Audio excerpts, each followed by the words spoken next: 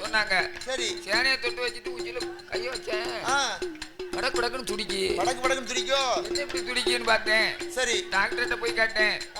ஐயா ஒரு தடுப்பூசி போடுங்க. என்னது? தடுப்பூசி. தடுப்பூசி. தடுப்பூசி போட்டீங்கன்னா இந்த துடிப்பு நிக்குமான்னு கேட்டேன். சரி. தடுப்பூசியில நிக்காது. வேற எந்த ஊசி போட்டாலும் நிக்காது. நிக்காது. இதான் எத்தனை மாதத்துக்கு நிக்கும். அதுவா என்னைக்கு நிக்குதோ அன்னைக்கு தான்.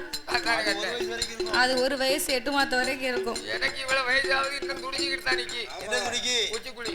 அப்போ ஒரு 1.5 மாதத்துக்கு ஆணி இருக்கிற வேண்டியதான். 1.5 இன்ச்சு வாங்கி வடிவேலுக்கு மாதிரி உச்சியில ஒண்ணு இறக்கிட்டோம்னா உனக்கு சரியா வந்துடும். என்னக்கா நீங்க அமைதியா இருந்தா தான் நல்லா கேட்கும். நீ உச்சிக்குழியில நல்ல ஆப்போச்சு இருக்குங்கன்னா ஆமா 1.5 மாதத்துக்கு அவன் எவனும் போய் சேரட்டும்.